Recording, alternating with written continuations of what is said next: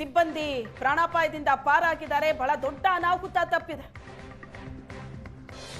Operation ಥಿಯೇಟರ್ನ 2 ಕೊಠಡಿಯಲ್ಲಿ ಬೆಂಕಿ ಕಾಣಿಸಿಕೊಂಡಿದೆ. ದೃಶ್ಯದಲ್ಲಿ ನೀವು ನೋಡ್ತಾ ಇದ್ದೀರಿ. ಕೈಲಿ ಇಟ್ಕೊಂಡ್ಬಿಟ್ಟಾನಲ್ಲ, ಅದು ಬ್ಲಾಸ್ಟ್ ಆಗ್ತಂದು ಅದು ಎರಡನೇ ಈ ಕಡೆ ಬಂದು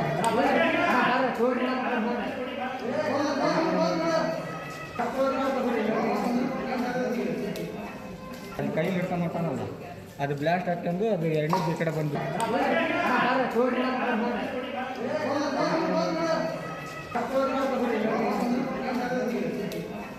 ಅದು ಕೈಲಿ ಇಟ್ಕೊಂಡ್ಬಿಟ್ಟಾನಲ್ಲ, ಅದು ಬ್ಲಾಸ್ಟ್ ಆಗ್ತಂದು ಅದು ಎರಡನೇ ಈ ಕಡೆ ಬಂದು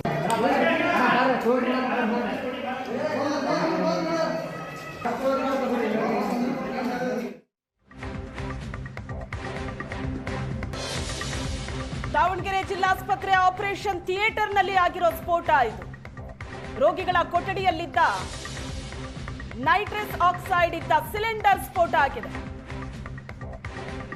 2 ಆಕ್ಸಿಜನ್ ಸಿಲಿಂಡರ್ ಸ್ಫೋಟ ಆಗಿರೋ ಶಂಕೆ ಇದೆ. ಸಿಬ್ಬಂದಿಯ ಸಮಯ ಪ್ರಜ್ಞೆಯಿಂದ ಪ್ರಾಣಹಾನಿಯಾಗಿ ಬಹಳ ದೊಡ್ಡ ಅನಾಹುತ ಆಗ್ತಾ ಇತ್ತು. ಇಲ್ಲ ಅಂದಿತ್ತು. ವಾರದಲ್ಲಿ ಆಪರೇಷನ್ ಥಿಯೇಟರ್ ಸರಿಪಡಿಸೋದಕ್ಕೆ ಸೂಚನೆ ಕೊಡಲಾಗಿದೆ. ಯಾವ ಕಾರಣಕ್ಕಾಗಿದೆ ತನಿಖೆ ಮಾಡ್ತೀವಿ ಅಂತ ಡಿಸಿ ಹೇಳಿದ್ದಾರೆ. ದಾವಣಗೆರೆ ಜಿಲ್ಲಾಸ್ಪತ್ರೆಯ ಆಪರೇಷನ್ ಥಿಯೇಟರ್ನಲ್ಲಿ ಆಗಿರೋ ಸ್ಫೋಟ ಇದು. ಇಡೀ ಆಪರೇಷನ್ ಥಿಯೇಟರ್ ಸುಟ್ಟು ಭಸ್ಮ ಆಗಿದೆ. ಸಿಬ್ಬಂದಿಯ ಸಮಯ ಪ್ರಜ್ಞೆ ಬಹಳ ದೊಡ್ಡ ಅನಾಹುತ ತಪ್ಪಿದೆ. ಯಾವುದೇ ಪ್ರಾಣಾಪಾಯ ಆಗಿಲ್ಲ. ಆದ್ರೆ ಈ ಘಟನೆ ಹೇಗಾಯ್ತು, ಯಾಕಾಯ್ತು, ಏನ್ ಕಾರಣ ಇದಕ್ಕೆ, ಇದ್ರ ಬಗ್ಗೆ ತನಿಖೆ ಮಾಡ್ತೀವಿ ಅಂತ ಡಿಸಿ ಹೇಳಿದ್ದಾರೆ. ರೋಗಿಗಳ ಕೊಠಡಿಯಲ್ಲಿದ್ದಂತ ಆಕ್ಸಿಜನ್ ಸಿಲಿಂಡರ್ ಸ್ಫೋಟ ಆಗಿತ್ತು. ಗ್ಯಾಸ್ ಸಿಲಿಂಡರ್ ಏನಂದ್ರೆ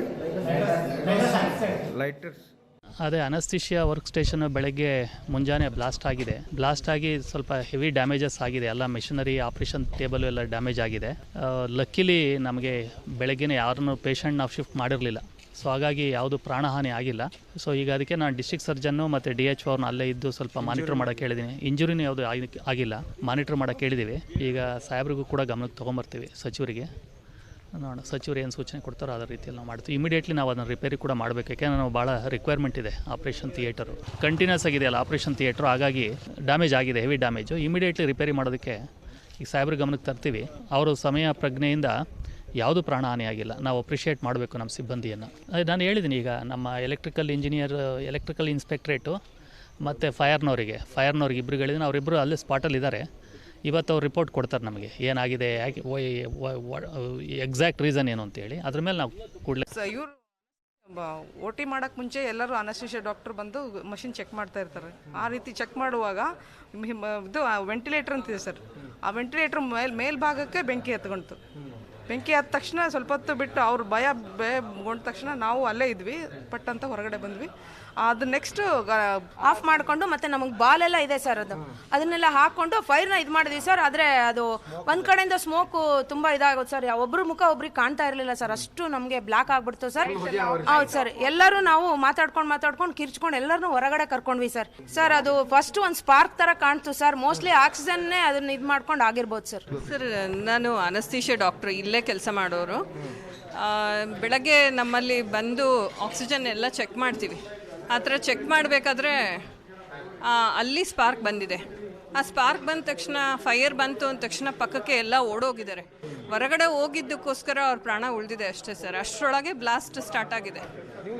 ಇಲ್ಲ ಸರ್, ನಾವು ಕೆಳಗಡೆ ಪಾರ್ಕಿಂಗಲ್ಲಿ ಕಾರ್ ಪಾರ್ಕ್ ಮಾಡ್ತಾ ಇದ್ದೆ. ಆವಾಗ ಏನೋ ದೊಡ್ಡ ಸೌಂಡ್ ಆದಂಗೆ ಆಯಿತು. ಅಷ್ಟರೊಳಗೆ ನಮ್ಮ ಇವರೆಲ್ಲ ಹೇಳಿದರು, ಮೇಡಮ್ ಫೈರ್ ಸ್ಟಾರ್ಟ್ ಆಗಿದೆ, ಬ್ಲಾಸ್ಟ್ ಆಗ್ತಾ ಇದೆ. ಮೊದಲು ಎಲ್ಲ ಪೇಷಂಟ್ ಕರ್ಕೊಂಡು ಹೊರಗಡೆ ಹೋಗಿ ಅಂತೇಳಿ ಎಲ್ಲರನ್ನೂ ಮೊಬಿಲೈಸ್ ಮಾಡಿದ್ವಿ ಸರ್. ಎಷ್ಟು ಜನ ಆಯಿತು. ಸದ್ಯ ಒಳ್ಳೇದೇನೆಂದರೆ ನಾವು ಯಾವ ಆಪ್ರೇಷನ್ನು ಸ್ಟಾರ್ಟ್ ಮಾಡಿರಲಿಲ್ಲ. ಪೇಷಂಟ್ನ ಆನ್ ಟೇಬಲ್ ನಾವು ಶಿಫ್ಟ್ ಮಾಡಿ ಅನಸ್ತೀಷಿಯಾ ಕೊಟ್ಟಿದ್ರೆ ನಾವು ಎತ್ತಕ್ಕಾಗ್ತಿರ್ಲಿಲ್ಲ, ನಾವು ಶಿಫ್ಟ್ ಮಾಡೋಕ್ಕೂ ಆಗ್ತಿರ್ಲಿಲ್ಲ ಸರ್. ಬೆಂಕಿ ಕಾರಣ ಈಗ ನಮ್ಮಲ್ಲಿ ಆಪ್ರೇಷನ್ ಥಿಯೇಟ್ರ್ ಅಂದರೆ ಅದರೊಳಗೆ ಆಕ್ಸಿಜನ್ ಇದ್ದೇ ಇರುತ್ತೆ ಸರ್. ಆಕ್ಸಿಜನ್ನು ತುಂಬ ಹೈಲಿ ಕಂಬಸ್ಟಿಬಲ್. ಅಂದರೆ ಅದು ಒಂಥರ ಒಂದು ಬೆಂಕಿನ 100 ಶಕ್ತಿ ಬರೋಂಗೆ ಮಾಡೋದೇ ಆಕ್ಸಿಜನ್. ಅದು ಯಾವ ಮುಖಾಂತರ ಫೈರ್ ಆಗಿದೆ ಅನ್ನೋದು ನಮ್ಗೆ ಗೊತ್ತಿಲ್ಲ. ಫೈರ್ ಹೆಂಗೆ ಸ್ಟಾರ್ಟ್ ಆಗಿದೆ, ಸ್ಪಾರ್ಕ್ ಎಲ್ಲಿಂದ ಬಂದಿದೆ ಅನ್ನೋದು ಗೊತ್ತಾಗಲಿಲ್ಲ. ಇವರು ಅನಸ್ತೀಶಿಯಾ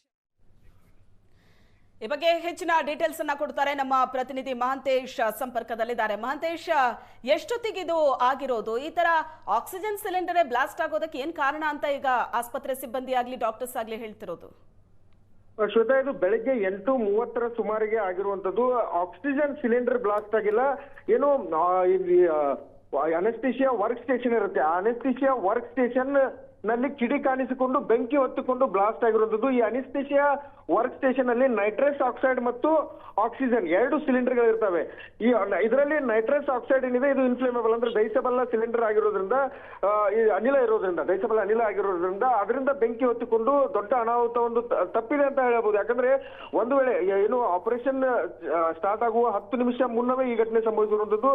ಇನ್ನೇನು 10 ನಿಮಿಷದಲ್ಲಿ ರೋಗಿಯನ್ನ ಶಿಫ್ಟ್ ಮಾಡಿ ಅಲ್ಲಿ ಶಸ್ತ್ರಚಿಕಿತ್ಸೆಗೆ ತೆಗೆದುಕೊಂಡು ಹೋಗಬೇಕಾಗಿತ್ತು. ಆದ್ರೆ ಅಷ್ಟೊತ್ತಿಗಾಗಲೇ ಈ ಅನೆಸ್ಥಿಷಿಯಾ ವರ್ಕ್ ಸ್ಟೇಷನ್ ಅನ್ನ ಸಿದ್ಧಪಡಿಸುತ್ತಿರುವ ವೇಳೆ ಈ ಒಳಗಡೆ ಏನು ವೈದ್ಯಕೀಯ ಸಿಬ್ಬಂದಿ ಇದ್ರು. ಈ ವೇಳೆ ಅನೆಸ್ಥಿಷಿಯಾ ವರ್ಕ್ ಸ್ಟೇಷನ್ ಅಲ್ಲಿ ಬೆಂಕಿ ಕಾಣಿಸಿಕೊಂಡಿದೆ. ಬೆಂಕಿ ಕಾಣಿಸಿಕೊಂಡ ತಕ್ಷಣ ಎಲ್ಲರೂ ಸಹ ಒಂದ್ ರೀತಿಯ ಆತಂಕಕ್ಕೊಳಗಾಗಿದ್ದಾರೆ. ಬಳಿಕ ಅಲ್ಲಿ ಇದ್ದಂತಹ ಏನು ಸ್ಟಾಫ್ ಎಲ್ಲರೂ ಸಹ ಬೆಂಕಿ ನಂದಿಸಲು ಪ್ರಯತ್ನಿಸಿ ಹೊರಗೆ ಹೋಗಿದ್ದಾರೆ. ಬಳಿಕ ಡಿ ಗ್ರೂಪ್ ಸಿಬ್ಬಂದಿಯೂ ಸಹ ಎಂಟರ್ ಆಗಿದ್ದಾರೆ. ಡಿ ಗ್ರೂಪ್ ಸಿಬ್ಬಂದಿ ಆಗಮಿಸಿ ಇದ್ದಂತಹ ನರ್ಸಿಂಗ್ ಸಿಬ್ಬಂದಿಯನ್ನ, ಸ್ಟಾಫ್ ಅನ್ನ ಅವರನ್ನ ಹೊರಗೆ ಕರೆದುಕೊಂಡು ಬಂದಿದ್ದಾರೆ. ಈ ವೇಳೆ ಅಲ್ಲಿ ಒಳಗಡೆ ಬ್ಲಾಸ್ಟ್ ಆಗಿದೆ. ಬ್ಲಾಸ್ಟ್ ಆಗಿ ಆಪರೇಷನ್ ಥಿಯೇಟರ್ ನಂಬರ್ 5 ಮತ್ತು 6 ಎರಡರಲ್ಲೂ ಸಹ ಬ್ಲಾಸ್ಟ್ ಆಗಿರುವಂತದ್ದು. ಈ ನೈಟ್ರಸ್ ಆಕ್ಸೈಡ್ ಸಿಲಿಂಡರ್ ಏನಿದೆ ಅದು ಬ್ಲಾಸ್ಟ್ ಆಗಿ 2 ಆಪರೇಷನ್ ಥಿಯೇಟರ್ಗಳಲ್ಲಿ ಬೆಂಕಿ ಹೊತ್ತುಕೊಂಡು ಅಪಾರ ನಷ್ಟ ಆಗಿದೆ. ಕೋಟ್ಯಾಂತರ ರೂಪಾಯಿನ ಉಪಕರಣಗಳು ಎಲ್ಲವೂ ಸಹ ನಷ್ಟವಾಗಿರುವಂತದ್ದು. ಈಗಾಗಲೇ ಸ್ಥಳಕ್ಕೆ ಏನು ಜಿಲ್ಲಾ ಶಸ್ತ್ರಚಿಕಿತ್ಸಕ ಡಾಕ್ಟರ್ ಎಂ ಬಿ ನಾಗೇಂದ್ರಪ್ಪ ಅವರು ಮತ್ತೆ DHO ಷಣ್ಮುಗಪ್ಪ ಅವರು ಭೇಟಿ ನೀಡಿ ಪರಿಶೀಲನೆ ನಡೆಸಿದ್ದಾರೆ. ಅಷ್ಟೇ ಅಲ್ಲದೆ ಈ ಕುರಿತಂತೆ ಆಂತರಿಕ ತನಿಖೆಗೂ ಸಹ ಆದೇಶಿಸಿದ್ದಾರೆ. ಜಿಲ್ಲಾಧಿಕಾರಿ JM ಗಂಗಾಧರ ಸ್ವಾಮಿ ಅವರು ಸಹ ಏನು ಪ್ರಾಥಮಿಕವಾಗಿ ಇದು ತಾಂತ್ರಿಕ ದೋಷದಿಂದ ಸಂಭವಿಸಿರಬಹುದು ಅಂತ ಅಂದಾಜಿಸಲಾಗ್ತಾ ಇದೆ. ಆದ್ರೂ 1 ವಾರದೊಳಗೆ ಎಲ್ಲವನ್ನೂ ಸಿದ್ಧಪಡಿಸ್ತೀವಿ ಎಂಬ ಮಾತನ್ನ ಈಗ ಹೇಳಿರುವಂತದ್ದು. Shweta, yes, thank you Mahantesh.